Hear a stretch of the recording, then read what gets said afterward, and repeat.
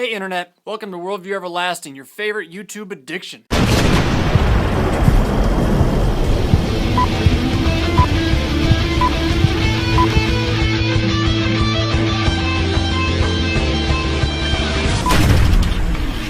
And on today's show, a review of two different videos, both from the news, both from some interesting sources, and trying to figure out, well, what do these things have to do with each other? So, yeah, stick around. But first, it's time for our Issues Etc. question of the week. Pastor Fisk, what is C. Peter Wagner's International Coalition of Apostles? And is this something that an LCMS pastor can be part of?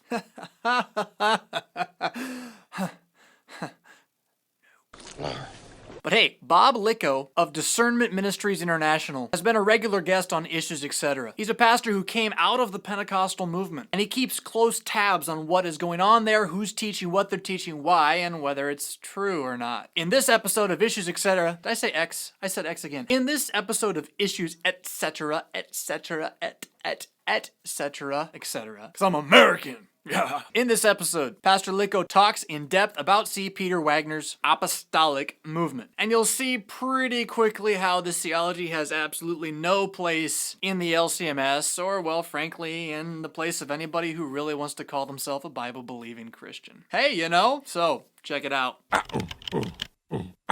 Email.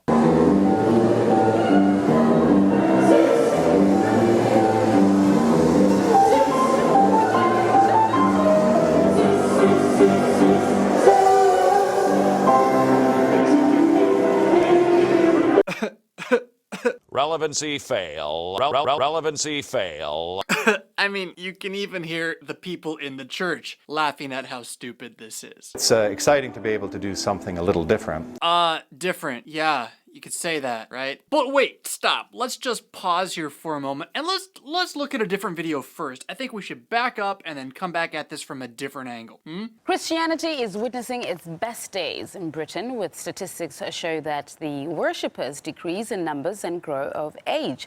That's as the popularity of Islam soars nationwide and could pave way for the religion to become the country's dominant number one as little as 10 years. RT's Polly Boyko reports. So here we have a story. We're going to listen to bits and pieces of it and respond a little bit about how in England, you know, where the Church of England is from, an officially Christian country where the Queen is still head of the church, Christianity is on the plummet. I mean, it's totally just empty. And this is kind of like, well, it's not exactly like what you find on East Coast America, because you still got some Roman Catholics out there, and there's some Pentecostal stuff, not as much. Certainly church growth hasn't had the success out there that it does in the Midwest and in Texas. No offense, Texas. No offense. Just saying.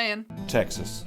Everything is bigger in Texas. Big Texas hair. And I am going to show you how to make an adult baptism stylish. But while Christianity is on the decline, it's not that religion is on the decline in England, because, well, religion is beginning to skyrocket. It's just, well, a different religion. Half of Brits say they're Christians, but you wouldn't know it glancing at this London service. In the name of the Father, and of the Son, and of the Holy Spirit. New figures show that the UK's official religion is declining faster than was previously thought. Worshippers are aging, and for the first time ever, fewer than half under the age of 25 describe themselves as Christian. The decline of churches in the UK is long term. It just happens to be now approaching really rock bottom. So 95% of people don't attend a church on an average Sunday. While the Church of England struggles, the Office for National Statistics says that the number of Muslims in England and Wales has surged by 75%. 75%? And they're young. Half of British Muslims are under the age of 25. Under the age of 25? Wait a minute. Next thing you're going to tell me it's mostly males, too. I mean, look at the picture. But, you know, Western influenced secular young men don't like religion. Maybe they just don't like your religion. Okay, so your religion's Christianity? Are you sure? I'm looking at the swathes of men in the hall down below. What is it that draws them here? That's the big question. Motivation theory is very, very different for different people. Islam's family values are very well bonded, and families really try to nurture young people in the fold of Islam. we have more than 50% congregation from the young people. More than 50% of the congregation are young people because why? Because we try to deal with the young people's issues, so they feel part of the mosque establishment. Because they are part of the establishment, he says. What a fascinating thing that is. I wonder if it has something to do with the fact that what they're saying is that what we have is true and nobody else has it. And so it's true and it actually impacts you right now. The music element, one may question about the fact that of the music that we play on the radio station, we won't have your mainstream music playing on there because majority of it isn't deemed Islamic. We wouldn't advertise anything un-Islamic in the sense that we wouldn't have any adverts for alcohol, we won't have any adverts for, say, for example, gambling, all those kind of things. Wait a minute, so what you're telling me is that they're not selling out to the culture and it's working? Gah! According to academics, it's the obedience that Islam demands from its followers that's made it more appealing to worshippers and converts from other religions. Wait a minute. Obedience? Now, I know, Worldview Everlasting, we talk about this word and so forth, but let's take it out of the Christian pietistic context and put it into the truth context that Islam demands that you change to be what it is. And this is converting young males. You know, those people that are gone from Christianity as fast as they possibly can. Not because we're like dressing up like fools and dancing in the aisles or anything, right? I mean, talk about traditional worship. Are you seeing this? Islam says no. This is no and full stop. And people find a sense of direction in it. Because their religion of origin has lost that. Not because that it didn't have it in the first instance. Oh, did you hear that? Because their religion of origin, that is Christianity, doesn't have any truth, direction to it. And then, this is a Muslim talking, not because it doesn't have that in itself, but because it's lost that. They sort of became lenient in relation to the laws of the church. And thinking that in this way they would make it more mellow and softer and attract more people into the church. Are you listening, church growth advocates? Are you listening? Do you hear what she is saying you are doing to the church? Really, seriously. Liberalism did it in the late 1800s to early 1900s in England, and we're doing it now. The Seussical is just, well, ahead of the curve, not in the right way. And being more lenient about what you believe, you know, majoring in the majors but saying the minors don't matter, well, it doesn't really give you sort of a gravitas as one who speaks truth that's ultimately true. Makes you look kind of petty, limited, weak, and, well, the little brother. Now, of course, there's more in the video about how the Church of England is in total denial of this, and I fully expect the church growth advocates to be like, you know, well, hating like they like to hate. I mean, they're always talking love till you disagree with them, and then it's all about hate. Hey, haters! Not all of them. I'm sorry, that was a broad brush. But, you know, it comes out from time to time. Just ask Chris Roseborough how many times he's been escorted by police out of their open gatherings where anything can be talked about except for, you know, consistency with what the scriptures say. But all that said, so let's go back and look at this this marvelous little performance act, performance art, performance worship made relevant. Fail. That it's taken place more than once in a variety of churches, and this is just one that happened to make the news.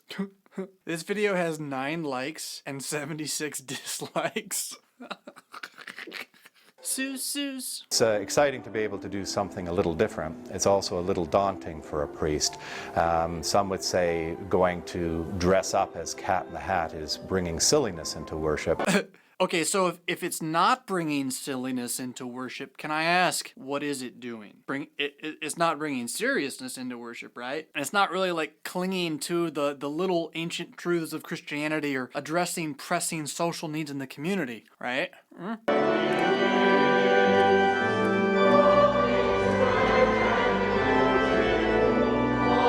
May they help to transform our hearts and our heads. The intention of the service is to create an experience for children and give them the language to make sense of that experience. So that's why we're doing the Dr. Seuss Eucharist. I love this. This is one of the best, worst ideas in the history of Western Christianity. I mean, we've done this a lot in a lot of different ways. And basically, it flows like this. Children are stupid. Children can't really learn. Let's dumb it down for the children, and then they'll learn more. And no matter where you see this idea applied, whether it's in educational theory or in church theory or whatever, it always has one universal effect. The children don't learn anything.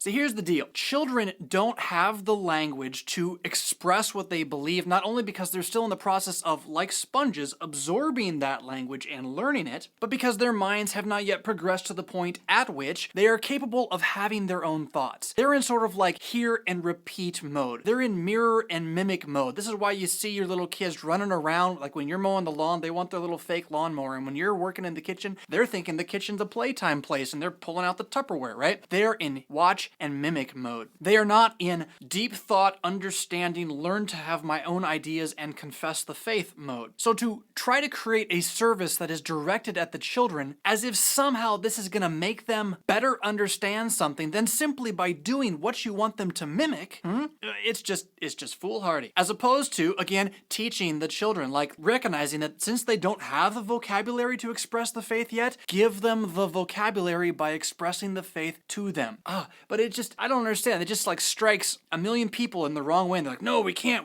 possibly just teach them. I mean, that wouldn't work. And what I've learned in the past is we have a connection with the children at a younger age, and if they can experience God at a younger age, they have a better experience of church, and the chances are when they're older, they'd want to stay. No!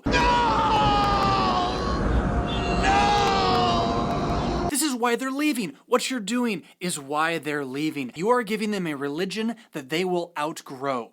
You are saying that Christianity is childish. It is not serious. It is not a thing of earnestness. It is not something for a 20-year-old male to be intellectually connected to. Now, this is not to say that Christianity is not for the children. Jesus said, let the little children come to me, right? We're not turning the children away. But don't think that because you're able to create an emotional experience for kids by giving them kids stuff, which they can get anywhere else in the world, that this is somehow going to like osmosisize them into godness so that when they grow up, they're going to be like, yeah, once I had a really good time at an experience as a kid with Dr. Seuss in church, and so I'm going to give my life to Jesus now. It doesn't work that way. Zacchaeus made a lot of mistakes. But the one thing he did right was that he came to Jesus. But seeing Jesus was hard.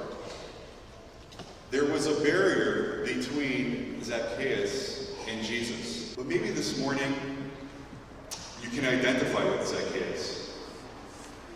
You feel like you're in a tree with all these barriers in front of you. Well, I'm here to tell you as I try to get it down.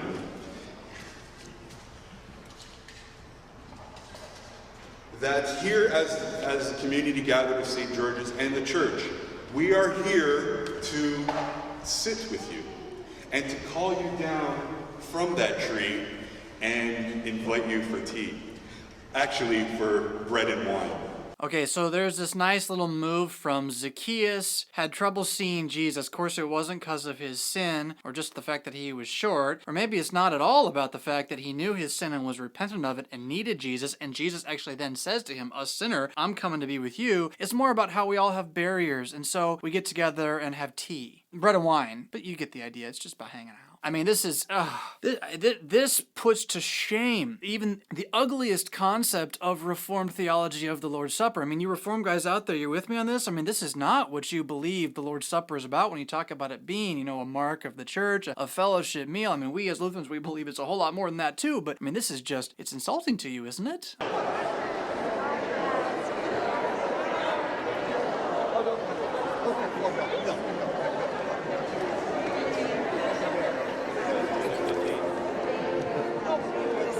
Oh, it's all about hugging. That'll make the 20-year-old males stick around. In our house, we try to make room for everybody, and this is an intentional making room for all generations to come to play. No. This is not making room for the 14 to 35, I'm going to say all the way to 50-year-old male. This is telling him to go away and never come back. This is telling him that football on Sunday morning or NASCAR is a far better idea because this is a waste of his time. Really. And you're not teaching him how to teach his children.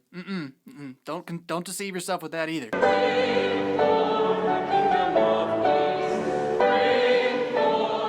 This bread we share is my body, you see. Alright, so now we're going to have the Lord's Supper, maybe, with thing 1 and thing 2 standing beside it. I mean, how much more? Abomination of desolation? I mean, they're not sacrificing a pig on the altar with it, but it's kind of close. Take it and eat it in memory of me. Oh, and they rhymed the words of institution. How very clever. And of course, notice the emphasis not on the presence of Christ, but on somehow this is the memory of how we're supposed to love each other. Yay, Jesus did it first, now we're going to do it. But I mean, seriously, do you see the face of thing number 2? Take it and eat it in memory of me. Is this kid excited to be there? I mean, I understand, my acolytes aren't always excited to be there either, but don't think that, like, making this happen is gonna somehow make them more excited. Nah, he's ready to leave. And after they ate, he picked up a drink and said, "There's more in here than you think.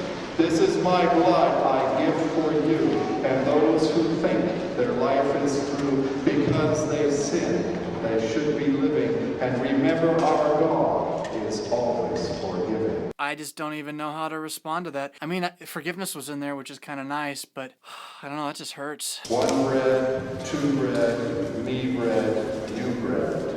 Okay, so not only does he pull the fractio, which is kind of this classic reform practice, it's in the Roman church as well for different reasons, but if like breaking the bread, that comes out of a desire to show that Jesus isn't actually there, right? And he's not bleeding when you break it, so therefore the Lutheran view of the supper is not true, and he probably doesn't even know that. One bread, two bread, me bread, you bread? I mean, true, take and eat, it's actually Jesus, he's binding with you, but really, it's just painful. Most of all, this is about welcome, hospitality, and meeting people in different places and creating space within our context that says, yes, we can do different things and we can welcome people in different ways. They sort of became lenient in relation to the laws of the church, and thinking that in this way they would make it more mellow and softer and attract more people into the church.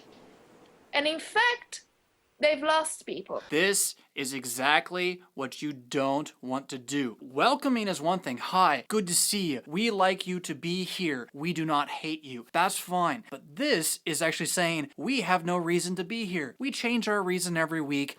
We might be able to help you, but please just hang out for our sakes. Not welcoming. Yeah?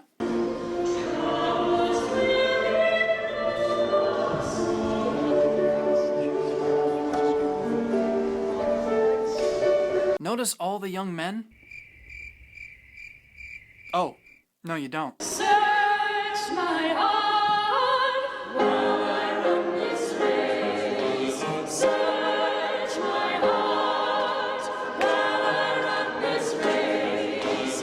Okay, well there's two. Of course they're getting to perform.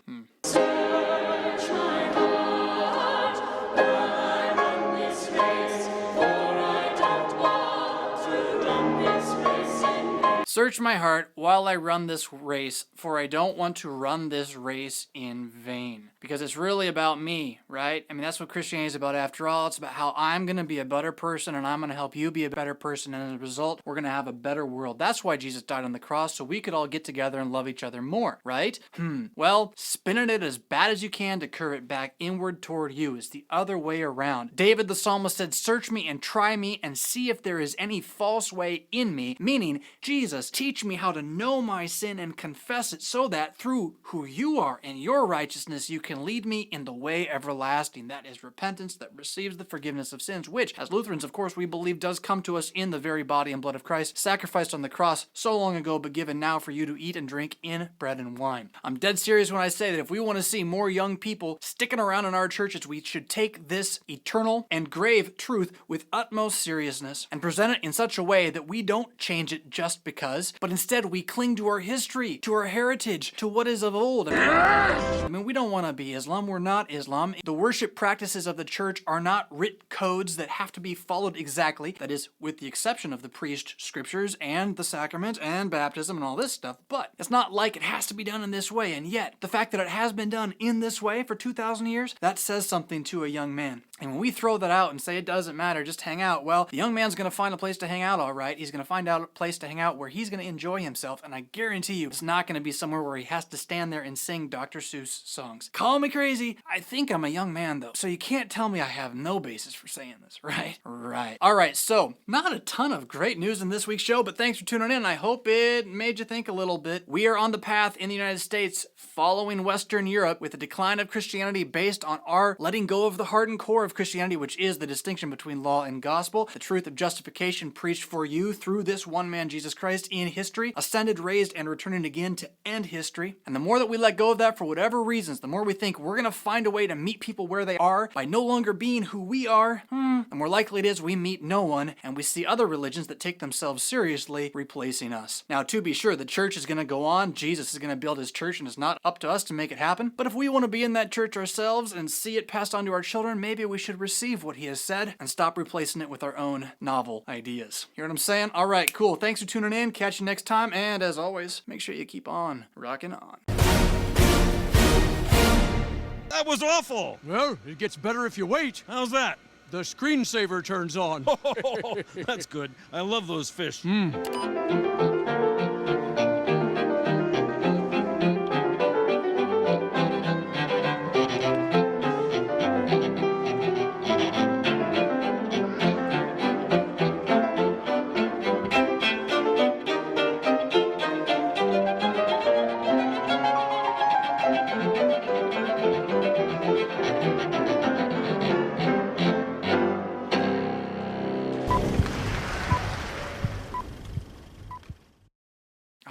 It's just painful.